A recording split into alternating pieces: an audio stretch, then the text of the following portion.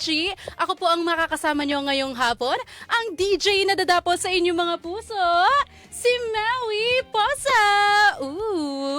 Hello mga idol, magandang hapon. Isa na namang episode ng Lodi Talks ang masasaksihan natin ngayong hapon. At sino nga ba itong ating special guest for today? Ito mga idol, dating tawag ng tanghalan daily winner at award-winning singer-songwriter ng kantang Wala Nang Hahanapin Pa. At siya ay kilala sa kanyang mainit at soulful na tinig. Mga idol, let's all welcome Miss Joselle Feliciano! Hello! Magandang hapon mga idol. Magandang hapon. DJ Maui, I'm so happy to be here. Yes! Me too, Miss Joselle. Parang nung nakaraan lang, ikaw ang nag-guide sa mga iba nating artists. At ngayon, ikaw na ang i-interviewin natin for today's video. Pero bago ang lahat, magkumustahan muna tayo. Bukod sa napakagandang bank situation mo ngayong araw, ano ang bagay na ipinagpapasalamat mo today? Ako, sobrang thankful to be here. At so thankful na nakatulog din kahit papano. Dahil medyo busy po tayo ngayong season na to. Alam nyo na, Burr months, no? Pero by God's grace, nakakapagpahinga po tayo. And nakakapunta tayo sa ating mga commitments, mga events. And we get to spend time with our friends also. Wow! So parang feeling ko marami ka bang gigs ngayong mga Burr months? Meron pang ilan-ilan, pero also sa work, kasi nga part ako ng River Worship full-time, no? So marami rin kaming inaasikaso. We're also producing a new Christmas song na chichika ko sa inyo mamaya. Wow, perfect. Okay, so let's move on. Medyo na-overwhelm ako sa press kit mo. Kasi, Naku, grabe naman. Oo, kasi ang dami niyang achievements sa life. Parang nung pumupunta siya dito, napaka-humble po ni Miss Joselle. Tapos, parang nababanggit ng mga ibang artist sa akin na ako makanta rin po siya. Tapos sabi ko, really? Ganyan. Pero hindi ko naman inakala na grabe, no? Nabasa ko sa kanyang artist profile na si Miss Joselle, ang pinaka-forte niya talaga ay jazz and may sarili ka ring take sa pop, rock, and contemporary, no? So let's start with how did you develop your interest or passion for each genre? Yung jazz, mga ano ko lang yan na-discover. Shocks, mabubuko yung edad ko. Mga early 20s, ganyan. So, nung time na yon, mahilig kasi ako manood ng mga lumang sine.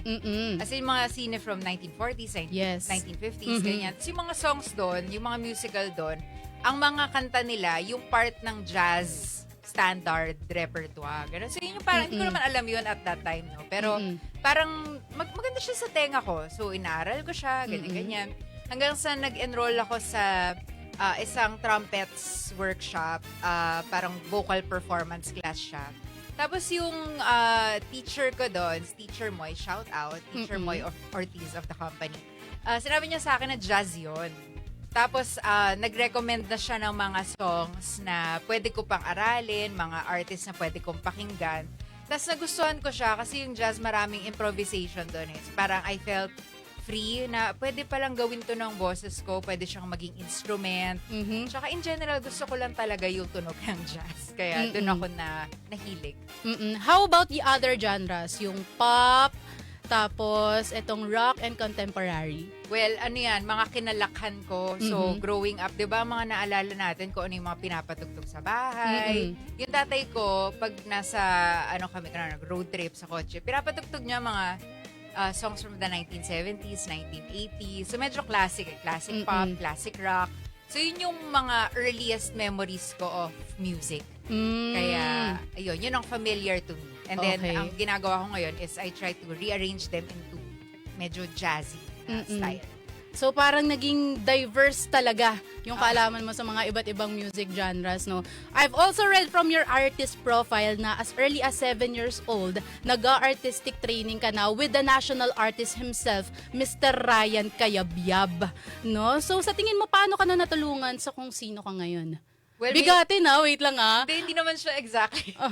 May music school siya. Doon ako nag-enroll. Yes. Ganon. So, nakakatuwa yun kasi syempre bata pa ako noon. I was just starting to sing.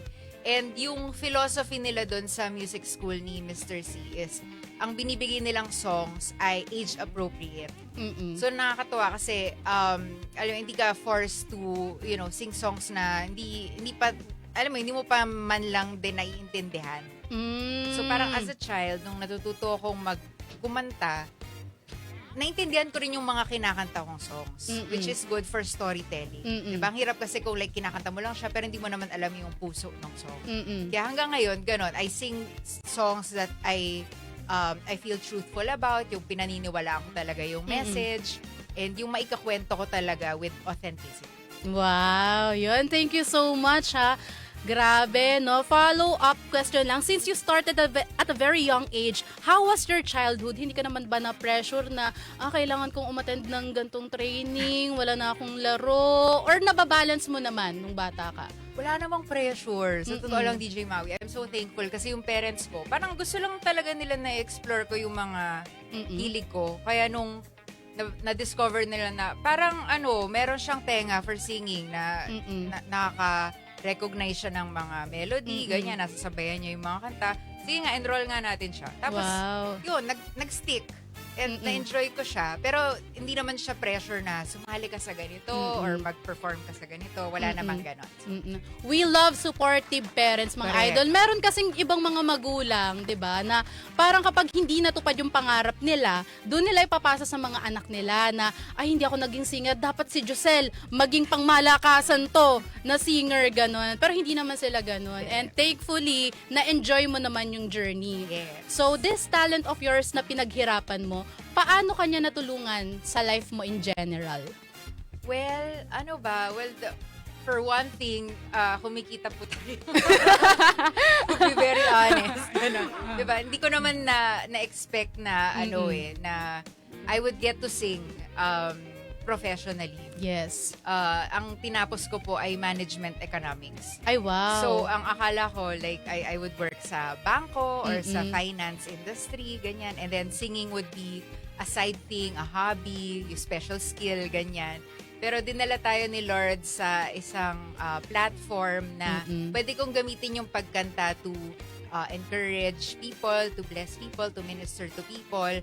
And also, it's so humbling to know na people enjoy this gift that God gave me. So much so na they're willing to also hire me for mga events, for, singing, ganyan, mga private events, and even sa mga hotel, ganyan. Wow! So si Miss Josel, hindi niya lang to professionally ginagawa, mga idol. Personally, ito ay ginagawa mo rin for your people and for God. Yes, Grabe. to bring joy. Perfect na perfect ka. Ngayon, nag-start ka sa mga training, sa mga seminars and workshops. Ngayon, i-share mo naman sa amin ang iyong very first national competition. Go! Ayun, nakakatawa. Medyo late in life. Late in life? Kaya yung mga early 20s na ako, hindi talaga ako nagjo-join masyado sa mga competition. Pero nakita ko lang, at right at the same time na na-discover ko yung jazz, may hotel sa Makati. Hindi ko alam, pwede ko mabanggitin. Basta, hotel sa Makati. Oo, may hotel sa Makati. Nag-promote sila ng competition where they were looking for a lounge singer. Parang nag-click sa isip ko na, I'm learning about jazz. Tapos parang lounge singer yung kailangan nila. Parang baka ako yung kailangan nila. So, try out ko lang. Nag-online audition ako. And then, pumasok ako sa top 40, top 24, hanggang sa, ayun, by God's grace, unti-unti, na lumiliit yung namin, yung number of contestants. And, ayun nga, by God's grace, nanalo po tayo ng first place dun sa competition na yon. Wow! Yes, and yun po yung yun na yung nag-open ng doors para makuha ako ng mga banda to sing with them, and makuha rin ako sa mga lounge, mga pwesto, ganyan. So yun, doon nagbago yung buhay ko in a way. Sabi nga nila, mga idol, kung close ang doors, minsan kailangan mo lang ng onting push, 'di ba? And sa nakita ko sa iyo, ikaw yung gumawa ng opportunity para sa iyo, which is good for you, ha. Kaya sa mga idol na nanonood sa atin ngayon, kung feeling nyo hopeless kayo na walang patutunguhan yung ginagawa ninyo, baka naman kailangan nyo lang din kumilos, 'di ba? Sabi nga nila, ano ba yung kasabihan natin na nasa tao ang gawa, nasa Nasa Diyos ang awa. Yun, Tama perfect. Ba? Oo, tama. Eto nga. Eto na nga mga idol, no? Then, yung first national competition mo, nasundan niya ng tawag ng tanghalan. Diba? Hindi ko rin ina-expect. Talagang hindi mo alam eh. You can never know what God will open for you. Napaka-generous ni Lord kasi nagkaroon din ng opportunity to join Tawag ng Tanghalan. Nung pandemic time pa to. I think it was around 2022. Ganyan. Medyo patapos na yung pandemic. Pero naka-lock in pa kami nung panahon na yon. And ako naman, kasi nga hindi rin talaga ako sanay sa contest. Medyo nerve-wracking for me. Pero ang gusto ko lang din talaga is because jazz, diba? Jazz artist. Gusto ko lang nadalin yung music ko dun sa stage na yon. Kasi hindi yun yung usual nilang music dun eh. But I wanted to showcase jazz, bossa nova, samba. Kahit hindi ako manalo, sabi ko kay Lord, kahit hindi ako manalo, just I'm praying for an opportunity to just bring kung ano yung flavor of music ko sa stage na yon.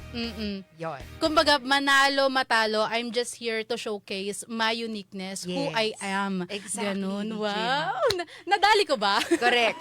Perfect. Eto mga idol, since alam na natin talaga na ikaw napakagaling mo sa kantahan, ano yung isa mong hidden talent na pwede mong i-share sa mga idol natin ngayon? Kasi alam mo naman, kapag si DJ Maui ang host ng Lodi Talks, hindi po pwedeng hindi magsasample ng kanilang mga hidden talents ang mga idol natin.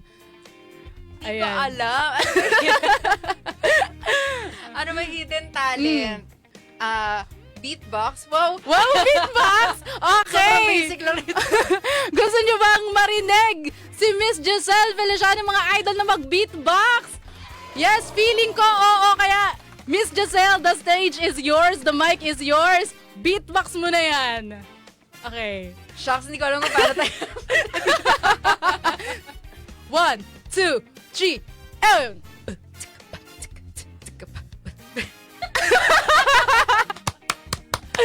Ang galing! Grabe. Ang galing, grabe. Parang sabi nito, mamaya ka sa akin, Hindi DJ natin Maui. in-expect yun for Mamaya today. ka talaga sa akin, DJ Maui, no? So, eto, minsan ba, sumagi sa isip mo na, ay, parang, ayoko nang i-pursue yung singing, parang, mag-try na lang ako ng ibang bagay, ganun. Well,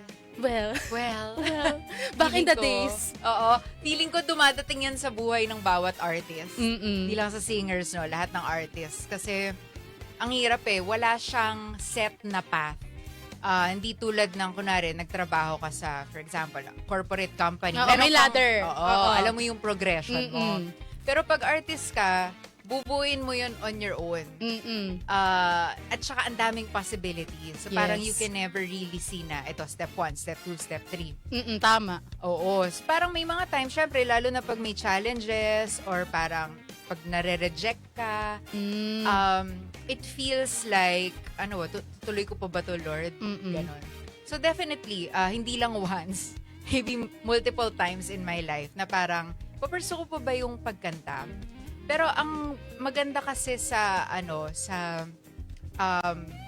kumbaga sa design ng buhay ko ngayon is hindi lang singing yung ginagawa ko. Which tinry ko kasi kumanta ng full time eh. Yes. Tapos biglang pandemic, 'di ba? Ang galing. Oo, parang lahat talaga nag-shutdown. Oo. So parang medyo nawala yung joy kasi merong pressure na ito yung quota mo sa pagigig. Kasi syempre, kailangan mo rin ng certain amount to live, diba? For your expenses, ganyan. Pero nung binigay ni Lord yung opportunity na singing is part of my career, but also it's not all of my career. Mas nagkaroon ng peace, mas nagkaroon ng kaluwagan at joy. Kasi I still get to do it, but I also have other skills I can use to glorify Him. So parang hindi na siya, kumbaga, ito lang talaga yung gagawin ko. Kumbaga, it's integrated sa buong disenyo ng buhay ko. Kaya it's not as much pressure na kumbaga, na-reject ako for a gig, wala na. Hindi ganun. It's okay. I know na God will bring more opportunities for me to sing. Yun, ganun. Wow. I love that. Miss Universe. Oh, wow! Yung sagutan ni Idol Josel, no? So, tama yon actually. Learn from her, mga idol, ha? Nakita nyo naman, ang daming pagsubok, challenges, mga hardships na pinagdaanan, no? Itong si Idol Josel, nandyan yung rejections, nandyan yung nag-shutdown, pandemic, andyan yung parang, alam mo yung, hindi ka lang ikaw talaga yung kinukuha or hindi lang ikaw talaga yung artist na hinahanap for that gig. Oo, 'di ba kasama 'yon? Oo, and hindi yun parang personal attack on you. Hindi lang talaga fit. And there will be a role or an event or whatever na pasok para sa iyo sa pagkakadesenyo sa iyo ni Lord. Tama. So, ngayon napag-usapan na natin yung mga challenges mo. Gusto ko naman itanong, what keeps you motivated? Well, yung intro. Oo nga eh. Very showbiz. Well, ano talaga, the joy of the Lord. Kung hindi, ako kasi very easygoing. Yes, easygoing. Easygoing. Kumbaga ako, nag-e-enjoy ako sa mga ginagawa ko, sa trabaho, sa ministry, sa everything. If there's joy, if it's light, if it's fun, if I get to do it with my friends, medyo siguro social person ako ganun. And I'm motivated kasi si Lord binibigyan ako ng joy in everything that we do. Na kahit kapag busy na, mahirap, ganun, the people around me, they're able to bring yung katatawanan, yung kasiyahan, na kahit pagod kayo physically or mentally, ganyan, hindi nawawala yung motivation kasi masaya eh. Alam mo yun? So, I'm sure that goes with everybody, no? Kapag masaya, parang push pa rin naman kasi kahit pagod ka, kasi masaya ka. Sabi nga nila, parang kung pipili ka ng isang bagay na gagawin mo for the rest of your life, dapat piliin mo yung pakiramdam mo, hindi ka nagtatrabaho. At correct. Masaya ka. And I'm so glad na yan ang path na kinuha mo. Okay. So, next question, Miss Giselle. For the past years, you've released not one, not two, but 3 singles at yung isa nga ay na-recognize sa 46 Catholic Mass Media Awards. Grabe, yes. No? With a special citation for Best Inspirational Song. So, where did you get the courage and strength na maging ganon ka-consistent? Kasi meron ako mga kilalang artist, syempre wala nang name dropan. Kapag nakapaglabas na sila ng single, after 5 years, hiatus na yan. Wala nang paramdam. Pero ikaw, consistent ka. Alam mo, sa totoo lang, hindi ako to. Hindi talaga. Talaga? Kanina nga pinag-uusapan lang namin nung friend ko si Ivy na parang gusto ko na ulit balikan yung mga personal projects ko na naudot. Kasi nga, hindi naman din talaga ako consistent on my own. Pero, I'm so grateful kasi yung family ko sa River Worship, sila yung nagbubukas ng pinto para ako ay ma-push, ma-motivate, ma-encourage na mag-release ng songs. Wow. So, kailangan talaga natin yun, yung support system. And, friends around us who will really give us that encouragement and push to keep going. Okay, so can you give a little background dito sa iyong CMMA Masterpiece? Masterpiece! Ayun, yun nga, title niya ay Wala Nang Hahanapin Pa. It is a jazz, bossa nova, OPM worship song. O, diba? Wow. Imagine nyo ba yun? And it's really about yung kabutihan ni Lord through everything that He has given us here on earth. Yung nature, yung pagkain na kinakain natin, yung music, yung mga family and friends natin, yung pagmamahal nila. And all of that is it's just evidence na mahal tayo ni Lord. Okay, so parang there's a lot going on. Excited na ako mapakinggan. Ikaw ba, Idol? Excited ka na? So, syempre, wag na natin patagalingin pa. Here's Wala Nang Hahanapin Pa by Miss Josel Feliciano.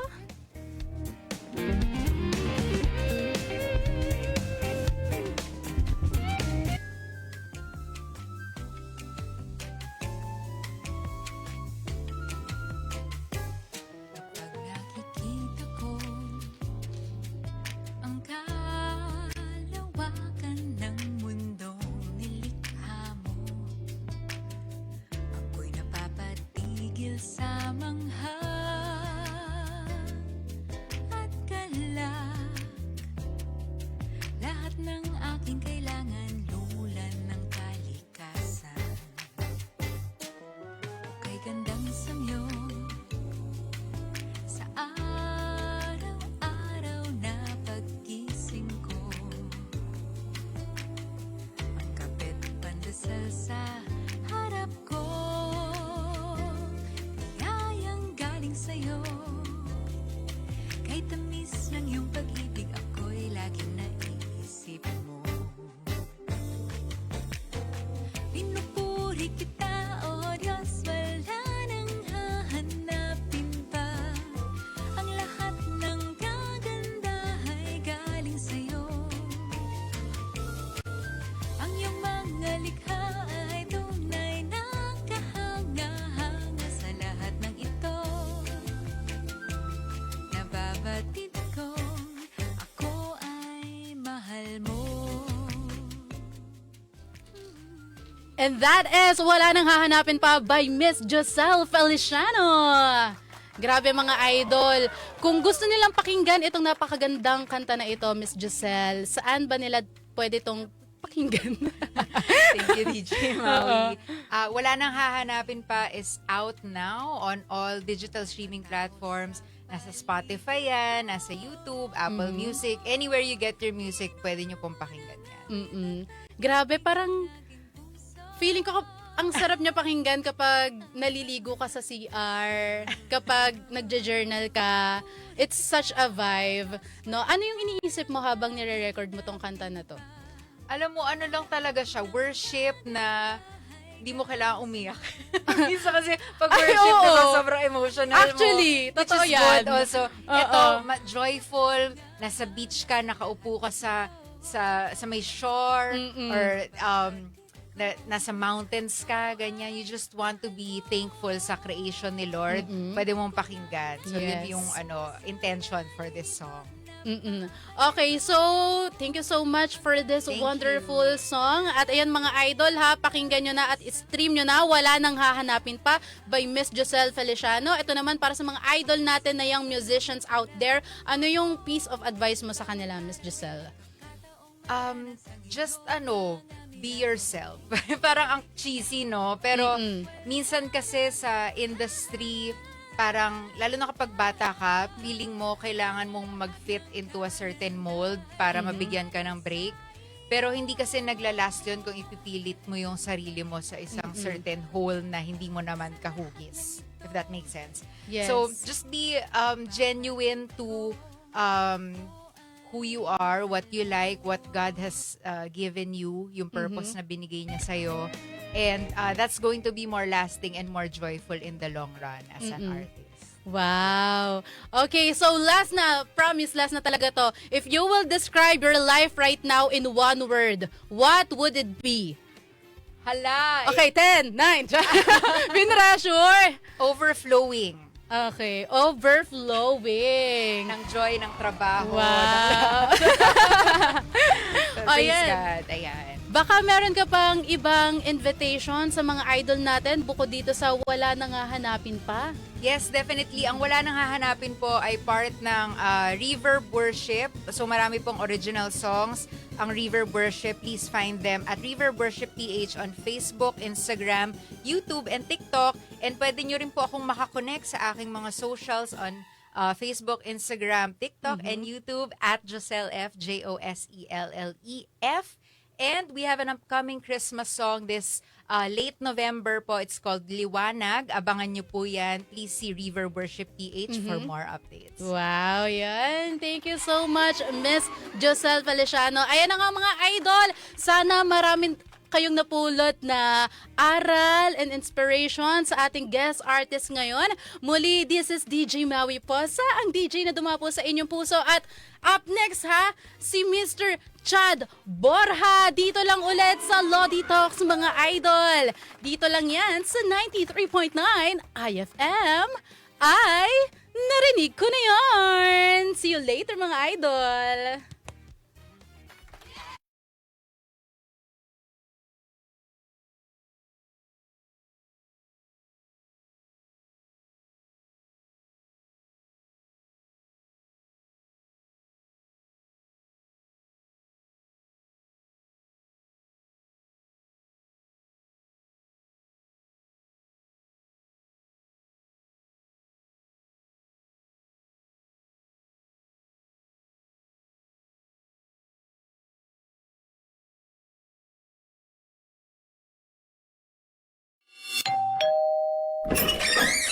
Ate! Anong FM station ang pinapakinggan mo? IFM! Ano ulit? IFM! Ano? IFM nga ni! IFM nga ni! Oh, man! Narinig ko na yan!